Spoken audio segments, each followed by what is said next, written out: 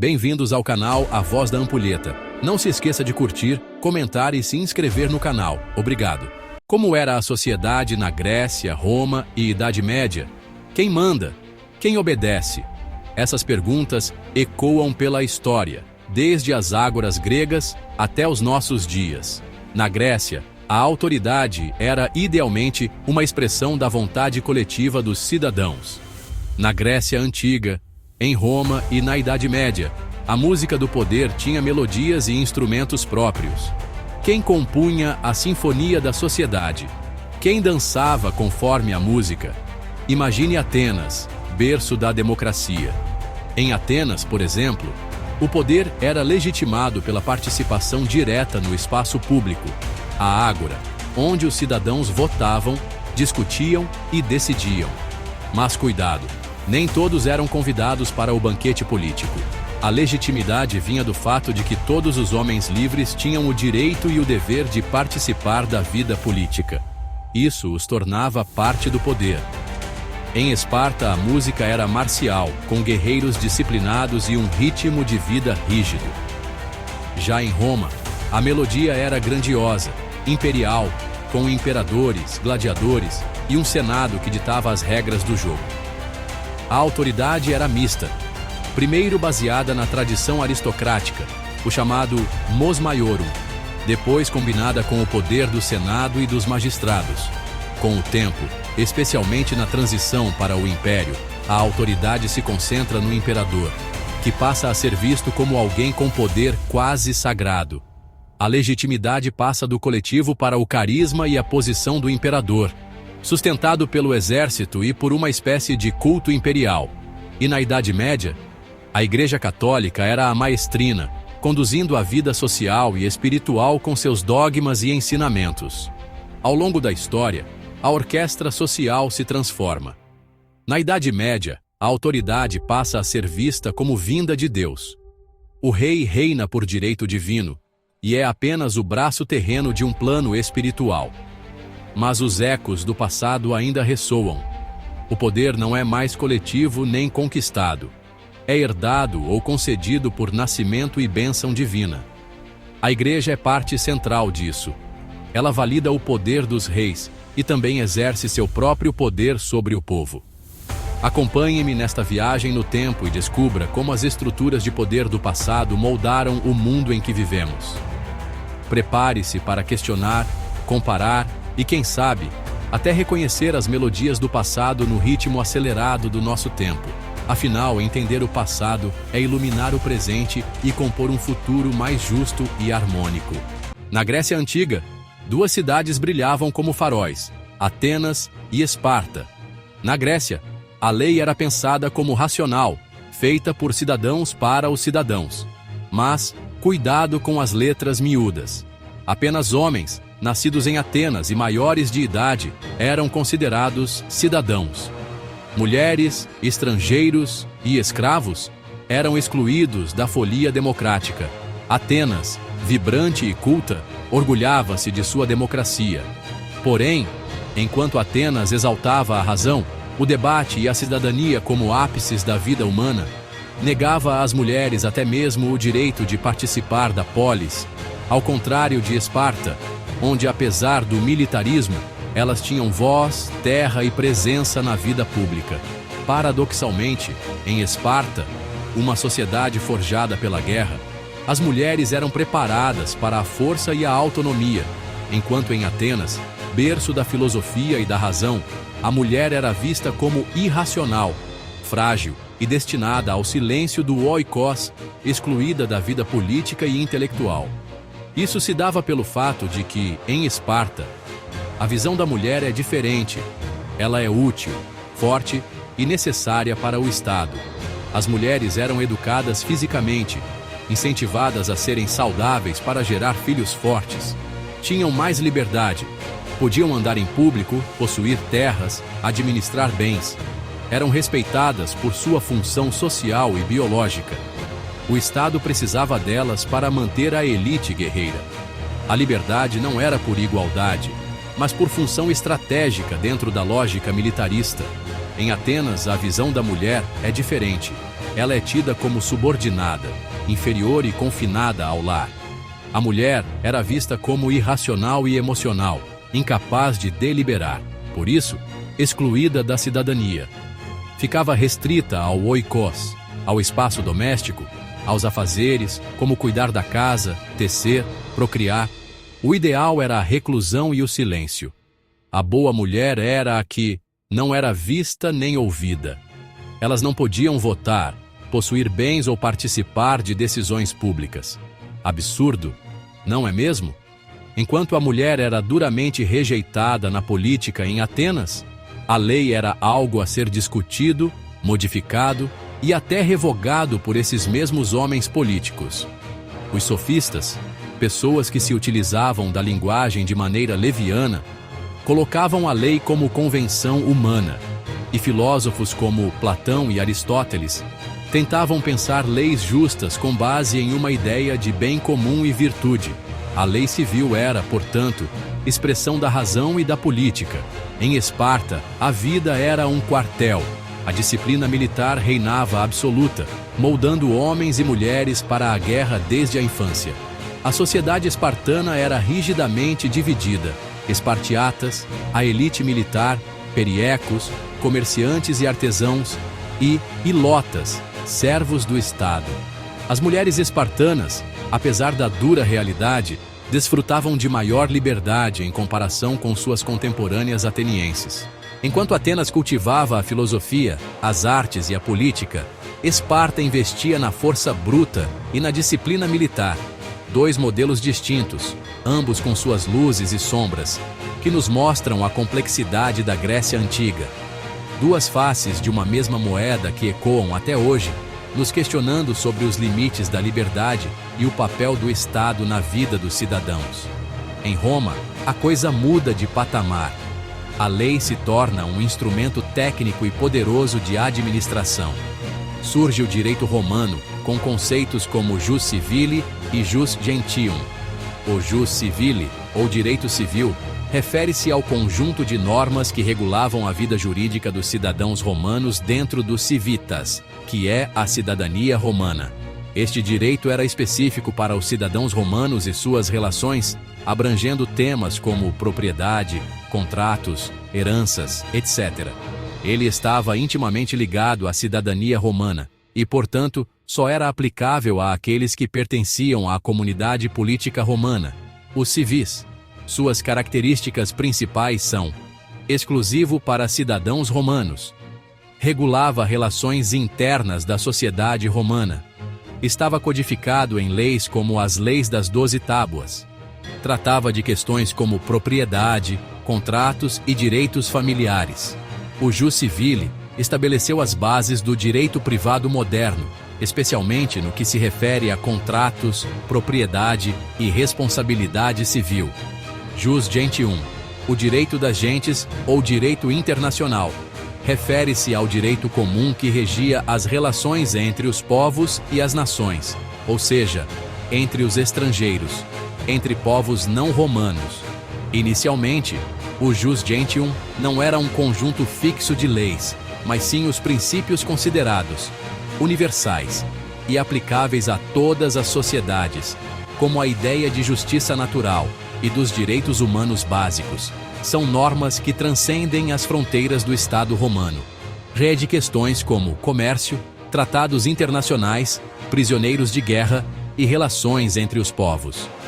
O jus gentium pode ser visto como um precursor do direito internacional moderno, já que seus princípios influenciaram a ideia de que certos direitos e normas são universais e aplicáveis a todos os seres humanos, independentemente da sua nacionalidade. A lei é pensada para durar, para organizar uma sociedade plural e conquistar povos diversos. É um código escrito e aplicável, muito mais jurídico do que filosófico, sabe? Já na Idade Média, a lei passa a se dividir entre a lei dos homens, como costumes e códigos senhoriais, e a lei divina, ou seja, a moral cristã e o direito canônico. Há uma justa posição entre o julgamento espiritual e o julgamento civil. A justiça busca não só reparar danos, mas punir pecados. Muitas vezes, leis locais convivem com regras da igreja e ordens superiores vindas do rei. Na Grécia Antiga, especialmente em Atenas, a participação política era ativa, mas restrita. Apenas os homens livres e nascidos na cidade podiam exercer plenamente a cidadania. Participar da política não era apenas um direito, era considerado um dever do cidadão. Na Grécia Antiga, especialmente em Atenas, haviam os idiotés, termo que designava alguém privado, um cidadão que não participava da vida pública, que não se envolvia nos assuntos da polis, assuntos como política, aquele assunto que seus familiares evitam tocar, temas discutidos nas assembleias, câmaras e palácios, sobre aquelas leis e as decisões coletivas, como transparência pública. O idiota, para o grego, era quem não gostava de política. Era o contrário de polités, o cidadão ativo. Resumindo, quem se afastava da política era chamado de idiota ou idiotés. A evolução da palavra para o sentido moderno de idiota é justamente alguém alheio à realidade coletiva, um egoísta, um desinformado ou inútil para a cidade. Para o grego, a vida pública era essencial para a formação do indivíduo e da cidade. Em Roma, a participação política foi mais ampla durante a República, com comícios e tribunais permitindo a atuação direta dos cidadãos. Contudo, ao longo do tempo, essa participação foi diminuindo. Com o Império, a política se transforma em um espetáculo. O povo assiste, mas não tem mais poder de decisão. As decisões passam a ser tomadas pelos imperadores e pelo Senado, muitas vezes influenciadas pela manipulação do exército e da elite. Já na Idade Média, a política era praticamente um privilégio dos nobres e da igreja. O sistema feudal era a base da organização política e social, onde o poder era altamente descentralizado e restrito às elites. Os camponeses e servos, que formavam a grande maioria da população, estavam completamente excluídos do processo político e não tinham voz nas decisões que moldavam suas vidas.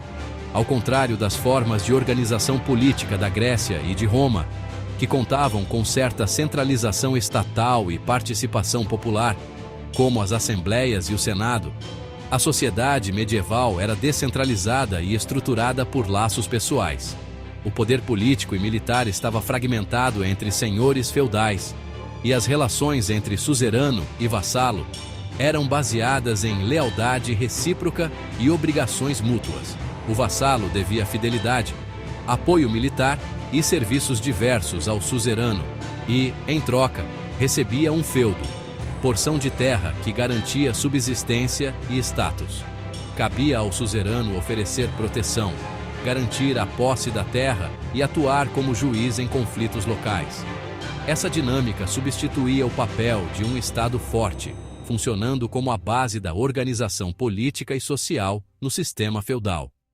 Esse pacto refletia um poder vertical e hierárquico, onde as ordens vinham de cima para baixo e a obediência ao senhor feudal era vista quase como uma obrigação religiosa. A autoridade era incontestável e o poder do rei, dos nobres e da igreja dominava toda a estrutura social. Na Grécia Antiga, a sociedade era fortemente dividida em diferentes grupos, cada um com papéis e direitos específicos.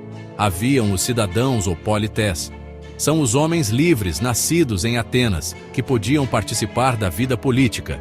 Eles tinham direitos de votar e tomar decisões importantes para a cidade-estado. Haviam os metecos, que são estrangeiros residentes em Atenas. Apesar de viverem na cidade, não podiam participar da política. Os escravos eram propriedade dos cidadãos e não tinham direitos. As mulheres eram excluídas da vida pública e política. O papel das mulheres estava restrito ao lar e à família.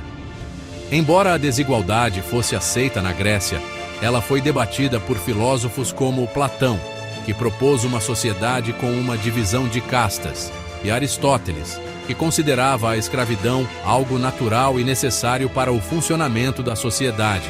Já em Roma, A sociedade também era bem estratificada.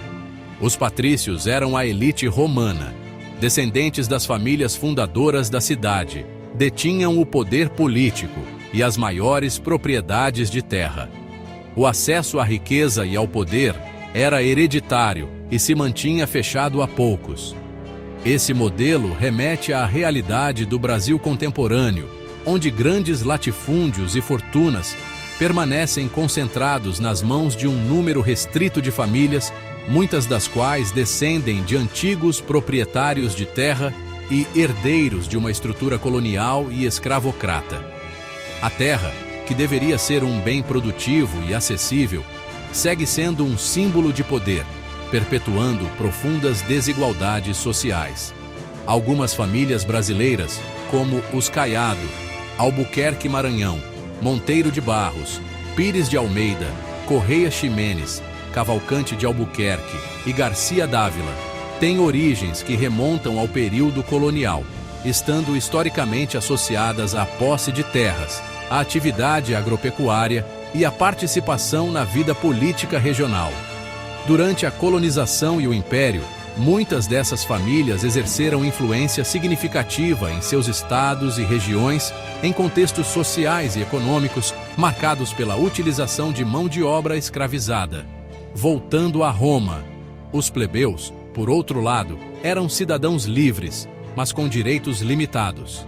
Compunham a maioria da população e, mesmo sem acesso direto ao poder, organizavam-se em tempos de crise para exigir participação e reconhecimento, como o direito ao voto ou a reforma agrária. Esse perfil se aproxima do povo brasileiro comum. Trabalhadores, pequenos produtores, pessoas que vivem nas periferias ou áreas rurais e que lutam por mais espaço político, igualdade de oportunidades e acesso a direitos básicos. A democracia existe, mas nem todos conseguem exercer plenamente sua cidadania. Muitas dessas famílias mantiveram sua influência política e econômica ao longo dos séculos.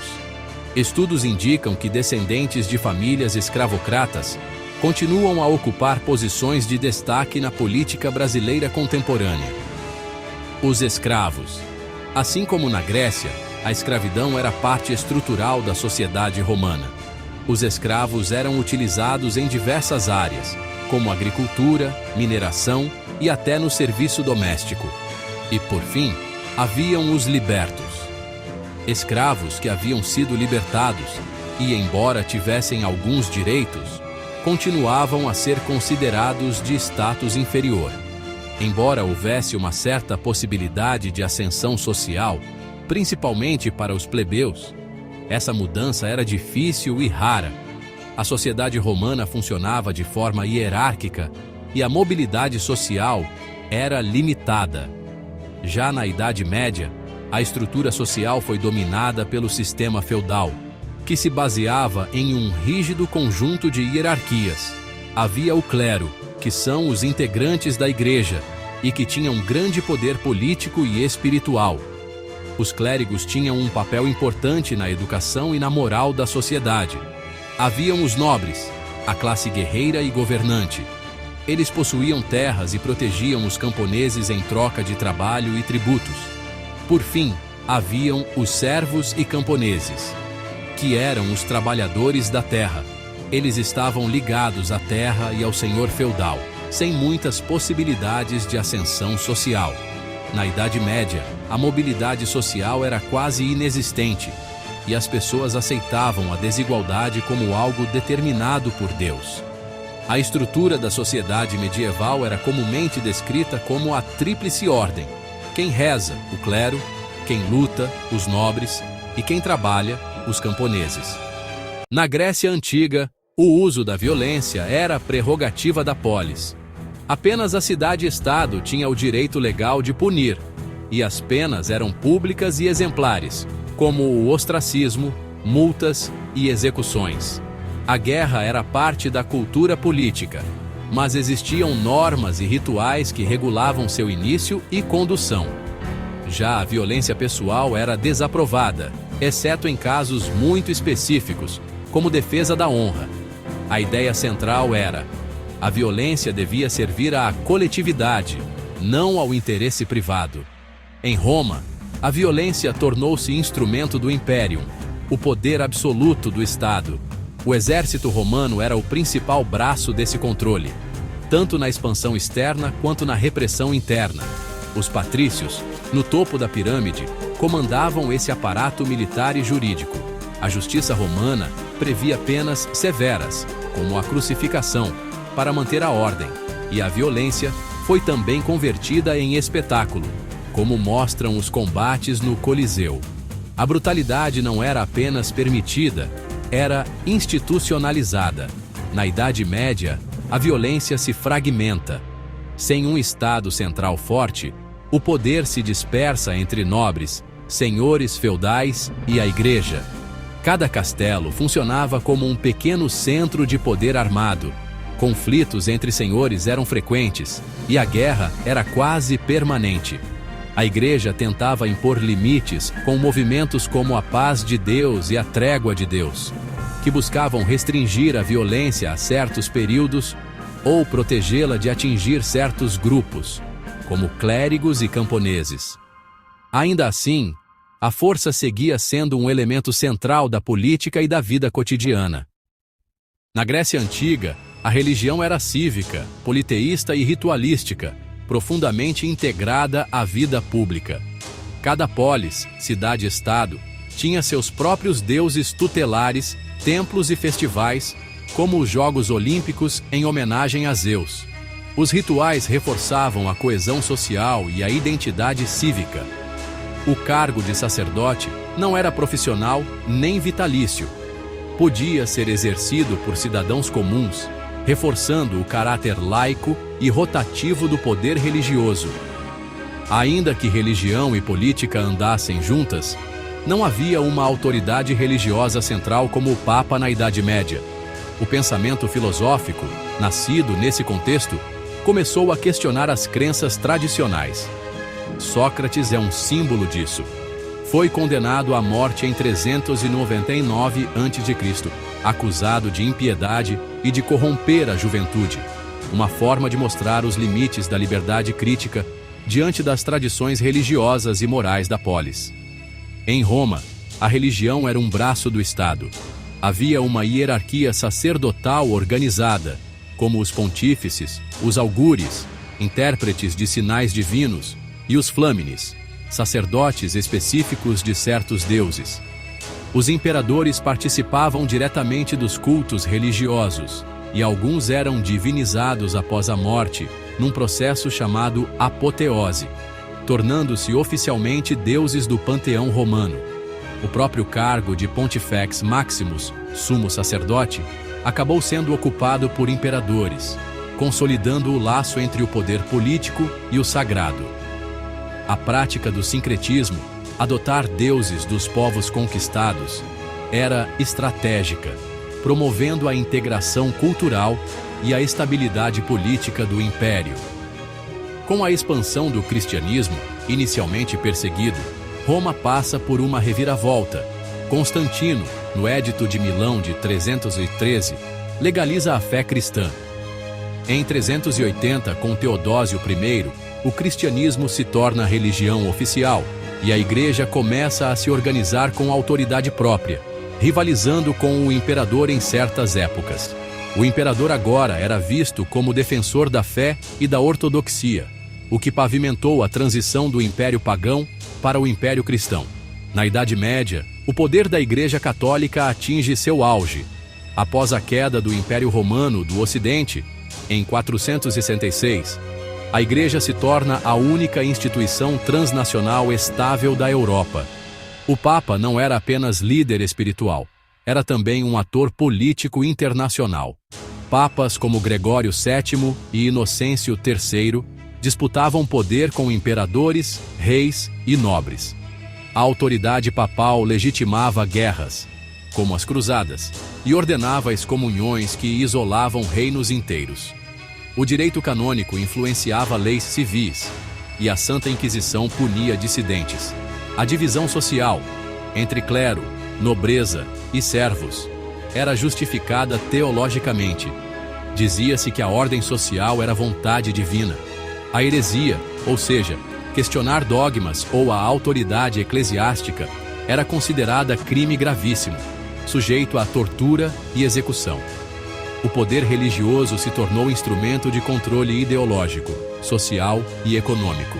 A igreja era dona de vastas terras, cobrava impostos, o dízimo, e controlava a educação, os livros e a ciência. Na Grécia, a justiça era uma busca da razão, um ideal elevado e inseparável da filosofia. Para Platão, ela significava a harmonia das partes da alma e da cidade. Uma alma justa era aquela em que razão, espírito e desejo ocupavam seu lugar próprio. Da mesma forma, uma cidade justa era aquela em que cada classe, governantes, guardiões e produtores, cumpria sua função em equilíbrio. Já para Aristóteles, justiça era dar a cada um o que lhe é devido, distinguindo entre justiça distributiva, repartir conforme mérito, e corretiva, restaurar o equilíbrio após um dano. Em ambos os pensadores, a justiça buscava o bem comum, sempre pensando em termos de virtude, equilíbrio e finalidade, chamada telos humana. A cidade, polis, era o espaço onde os cidadãos praticavam a virtude e buscavam, coletivamente, a realização do bem. Em Roma, a justiça era vista como a aplicação da lei, o famoso jus, origem do nosso conceito de direito. Era um domínio dos juristas, que elaboravam interpretações e sistematizações das normas para resolver conflitos concretos. O bem comum era entendido como ordem, paz interna, pax romana, e expansão do império, garantindo a estabilidade dos territórios e a autoridade do Estado. Lá, a justiça era menos filosófica e mais prática, orientada pela manutenção da autoridade, pela previsibilidade das decisões jurídicas e pelo ideal de cidadania romana. Conceitos como jus civile, direito dos cidadãos, e jus gentium, direito dos povos, mostravam como o império incorporava e organizava juridicamente os diferentes grupos sob seu domínio. Já na Idade Média, a justiça era entendida como expressão da vontade divina. Fazer justiça era, acima de tudo, seguir os mandamentos de Deus e obedecer à ordem moral estabelecida pela fé cristã. O bem comum era a salvação das almas. Não apenas a vida terrena, mas o destino eterno. O julgamento envolvia pecado, penitência e redenção. E muitas vezes a lei era confundida com os dogmas da igreja. Assim, o conceito de justiça ficava entre o espiritual e o terreno, mediado por uma estrutura eclesiástica poderosa que guiava tanto reis quanto camponeses. Tribunais eclesiásticos, como os da Inquisição, julgavam heresias, e o perdão divino podia ser mais importante do que a reparação material. Dessa forma, a ideia de justiça, ao longo da história, refletiu as prioridades de cada época: a razão e a virtude na Grécia, a ordem legal e institucional em Roma, e a salvação espiritual na Idade Média. Ainda hoje, carregamos essas influências em nossos sistemas jurídicos e em nossos debates sobre o que é justo e o que é bom para todos. A história não é um livro empoeirado numa estante. Ela é um espelho, reflete quem somos e nos convida a pensar sobre o mundo em que vivemos. Não é um rio calmo, é um turbilhão de conflitos, tensões e mudanças. Comecemos por Atenas, o berço da democracia. Lá, a lei era debatida na ágora, a praça pública, mas a justiça, muitas vezes, era moldada pela retórica dos mais poderosos. A democracia existia, mas era restrita.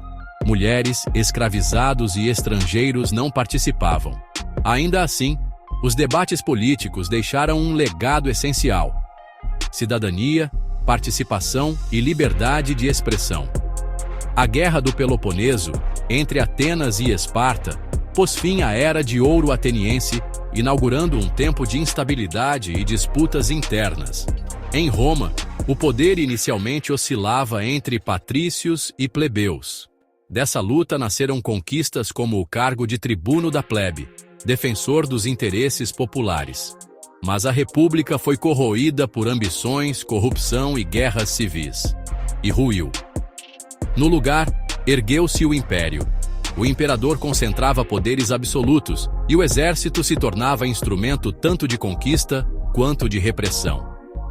Na Idade Média, o cenário mudou. Com o colapso do Império Romano, não havia mais um Estado forte e centralizado. A Igreja Católica surgiu como força unificadora, detendo poder espiritual, político e econômico. Mas nem ela escapou de crises. O cisma do Ocidente dividiu a cristandade. A Inquisição puniu o pensamento dissidente. E as Cruzadas, sob o manto da fé, revelaram ambições políticas e econômicas. A sociedade era rígida e hierárquica. Clero, nobreza e servos. E a fé servia para legitimar essa estrutura. Hoje, vivemos em outra era, digital, veloz, conectada. Mas será que os influenciadores, empresários e políticos de hoje são tão diferentes dos faraós egípcios ou dos imperadores romanos? Ou estariam mais próximos dos filósofos atenienses discutindo ideias em praça pública? E nós, cidadãos do século XXI, o que fazemos com esse legado? Entender como o poder foi organizado na Grécia, em Roma e na Idade Média nos ajuda a reconhecer as raízes do presente.